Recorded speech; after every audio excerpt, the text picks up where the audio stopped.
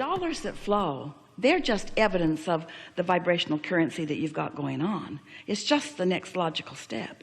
But most people have practiced lack of dollars, lack of dollars, lack of dollars. So they'll allow abundance of vitality, or abundance of invigoration, or abundance of friendships, or abundance of love. They'll allow abundance of sunsets. They'll get so good that they'll catch every sunset every single time.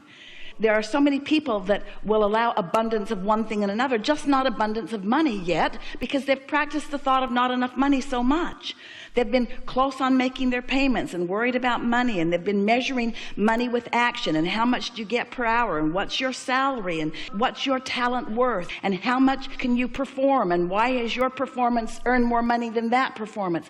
People are all wadded up out here in the manifestations of money, and if you would just step back from those manifestations of money and talk about energy, which means talk about satisfaction. You want to be filthy rich with enthusiasm, filthy rich with happiness, filthy rich with satisfaction. I'm so rich with really good ideas. I'm so rich with happiness when I wake up in the morning. That's what you've got to be ready for. And when you get there, so that you feel that way, no matter what the state of money is, then the state of money must match the state of vibration. It's law. So it's about really feeling the satisfaction, feeling blessed with the idea, feeling so blessed that the idea came, feeling eager that the idea will flesh out, feeling eager that the idea will blossom into something that feels like an action ready to take. It must be really annoying to anyone who's ready to jump into action to listen to all of this theoretical conversation about laws of the universe and vortexes that you can't see or hear or smell or taste or touch. You've got to find some way that this conversation is satisfying before it can morph into the explosion of what you're talking about. What happens to most people is that their vibration matches their state of money, because they just keep looking at it and talking about it and measuring it and complaining it and worrying about it and trying to take action and being unproductive in it and eking through it and asking somebody else. Government, give me money. Mother and dad, give me money. Lawsuit, give me money. Give me this big pile of money. And if you don't have a big pile of money, you're not ready. You're not vibrationally ready for a big pile of money if you don't have a big pile of money. If you were ready for a big pile of money, you'd have a big pile of money. But if you're not ready for a big pile of money, you can't let the big pile of money in. And we got to tell you, there are big piles of money. It is raining. The world is awash in money. You've been hearing about it. Aren't you just bowled over by how much money some of those people have? And how do you feel about them bastards? Why should they have all of that money? They should put it in a big pot and we should divvy it all out. And if you did, it wouldn't take 10 years before the money would be right back where it is. You see, you got to be ready for money. You got to be ready for money, which means you got to be happy without it, which means you've got to be cashing in your vibrational chips.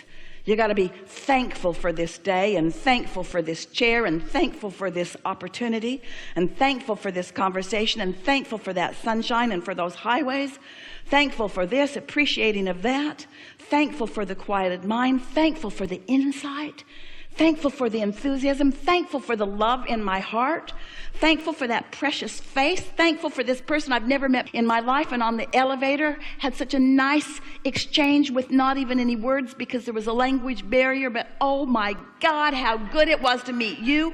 Thankful, thankful, thankful, thankful, thankful, thankful, thankful, thankful, thankful, thankful, thankful, thankful, thankful, thankful, thankful. Thankful just brings more and more and more and more and more. When you are ready to be ready as you are, and we feel that readiness in terms of desire, and not much meditation will help you to be really ready in terms of vibration, then follow your impulses. You see, here's the thing, and we're happy that you've looped back around here in such a pointed way. If you're ready to be ready, we are so happy to get to say this to you right now, to all of you. If you're ready to be ready, then it's enough for right now. And then if you're ready to be ready, that too is satisfying. And the super rich thing over there isn't even in your mind, because that activates a crevasse of lack between what you've got and what you've got. So when you're really ready to be ready, then you say, oh, I'm having such satisfying feelings these days. Oh, I feel so good to be alive. Really good thoughts are coming to me. And as it gets closer and closer and closer to bursting into where money starts avalanching into your experience, those ideas will feel different than these ready to be ready to be ready to be ready to be ready. So it's about really feeling the satisfaction, feeling blessed with the idea, feeling so blessed that the idea came, feeling eager that the idea will flesh out, feeling eager that the idea will blossom into something that feels like an action ready to take. It must be really annoying to anyone who's ready to jump into action to listen to all of this theoretical conversation about laws of the universe and vortexes that you can't see or hear or smell or taste or touch. You've got to find some way that this conversation is satisfying before it can morph into the explosion of what you're talking about. Can you feel that there's a gap that's still there? There's an awareness that something hasn't happened that's still dominant. And in that wanting to get over that edge, there's some dissatisfaction that's keeping you from getting over the edge. All right, now there's some things to take into consideration because there are a lot of clogged pipes on that subject. So there already is quite a bit of momentum on that subject. So if we approach it in any normal way, we're just going to add to the clogged pipe. You see what we're getting at? So here's a law-based fact that if you can hear it, it will serve you in every conversation that you have with yourself in your deliberate creation forevermore. The more general you are when you approach a topic where you know you have clogged pipes, the better off you'll be. Now think about what that means. If you don't have any clogged pipes, if you're thinking about something wanted, then the more specific you are, the faster the momentum and the better it is, because you're carving out a path of least resistance to something. But when you're thinking about something unwanted and adding to what you do not want, then the less specific you are, the better off you'll be. Does that make sense to you? What's the goal here? To find the first pure thought about abundance. A pure thought about abundance. So just reach for a pure thought about abundance, which means try not to have it have any relationship to you. If you're not feeling abundant, then be good to leave you out of the equation for just a little bit. So let's just talk purely about the idea of abundance. So we're going to make a statement to you, really to all of you. This is another refined point, very fine-tuning, deliberate creators that we are visiting with here today. So how do you feel about the concept of, in order to get the results that you want, if you've got some clogged pipes, just never mind them, lay some new pipes? Doesn't that make perfect sense to you? Isn't that an easy to understand concept? So now we just want to insert this very important understanding. When you're standing in the middle of clogged pipes, and you know you are because you feel uncomfortable, that's not the time to try to lay new pipes, because all you do is increase the clogging of the pipes that already exist. So here's a statement that we want you to remember.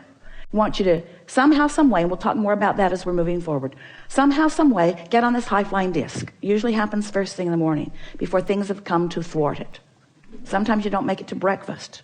But first thing in the morning is when you're most likely to feel it.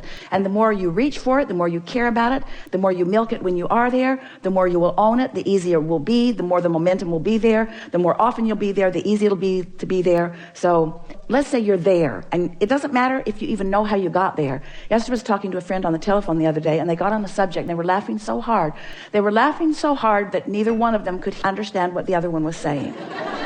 What? I can't understand you. What? I can't understand you. And so Esther has decided that she never needs to meditate again. She'll just remember that conversation, and she goes right to that high-flying disc. In other words, when you get hold of something that feels like that, just milk it and milk it and milk it and milk it and milk it, and use it for your reason for feeling the way that you're feeling. So here's the statement. We've been teasing you about it. It's time to deliver it to you. Do all of your laying of new pipes from your high-flying disc. All of them from your high-flying disc. This is the way that you find clarity. This is the way you find abundance. You wait until you're in that feeling of high-flying abundance, and then you can approach the subject that's a little more troubling if you want to, understanding that it's risky, but it's only 16 seconds of risky, right? You've got 16 seconds. You've got 16 seconds to let it go or to bring it into alignment. Our favorite story that fits right here. We've got to tell it to you now because it means everything. Sometimes it's like you say to us, Abraham, I've jumped out of an airplane and I have no parachute. What do you suggest that I now do? And we say, hang on, it'll be over in a little while. Because there is a momentum that is happening, that there's not any action that you're going to be able to offer that's going to make any difference. You understand that? So what we're saying to you is, don't struggle, don't fret, don't effort, just crash and burn. It's all right. Because tomorrow you can get up and get on the high-flying disc. Tomorrow you can get up and get on the high-flying disc. Tomorrow you can get up and get on the high-flying disc. Tomorrow you can get up and get on the high-flying disc. And after a few days of tomorrow getting up and getting on the high-flying disc, one day Esther said to us, Abraham, I refuse to accept that I have to wait until tomorrow to get on the high-flying disc. I have tools that you've given me. I can get back up there anytime that I choose to get back up there. So what are we talking about? We're talking about your conscious awareness of your vibrational output, yes? We're talking about your conscious awareness that you are vibrational beings, yes?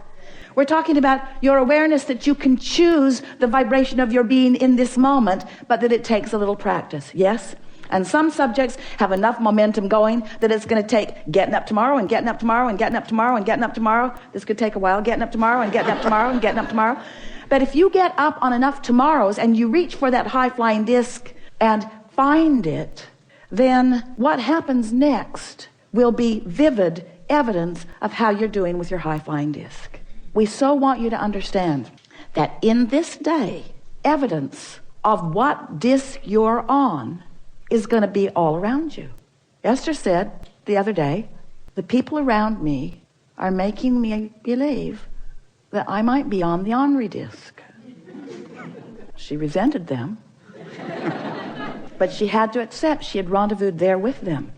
You pick the disc, and you'll rendezvous with others who have picked the disc, you see. And sometimes, if you don't realize that you're on it till you're on it, there's enough momentum going that it's hard to get off of it. But that's the work. So here's the rule of thumb that we would follow if we were standing in your physical shoes. The better we feel, the more we would milk it. The worse we feel, the more we would try to ignore it. That's what Jesus meant when he said, turn the other cheek. Choose your vibration and give it your undivided attention if it feels good. And give it as little attention as you can if it doesn't feel good. So Esther's thinking the other day about the words that we used, and she could feel the poignancy with which we were talking about those clogged pipes in her pond and how they were clogged from neglect. And Esther got this visual image of pipes that she's laid to all kinds of things, wanted and unwanted. And she's got open pipes to unwanted things and open pipes to wanted things. And what keeps them open? Attention to them. Attention to them keeps them open. She's keeping the path of least resistance open to wanted and unwanted things, yes? But if she neglects them, they just clog up from neglect. So it's a new, even better application of this clogged pipe analogy. What paths of least resistance are you carving open every day? I hate that guy. I've always hated that guy. That guy is such a pain. The guy dogs me. I think he stalks me. He's everywhere I go. I don't like that guy. That person at work is everywhere I go, always in my face. Who's keeping the pipes open? That's what we want to ask you. You are. You're always the one who's keeping the pipes open. So if you look around any environment, whether it's the environment of your memory, whether it's the environment of your work, whether it's the environment of your family, whether it's the environment of the people that you are moving through the freeways with, whatever environment that you're moving around in, you are the one who's keeping the pathways open. You're the one that gets to decide.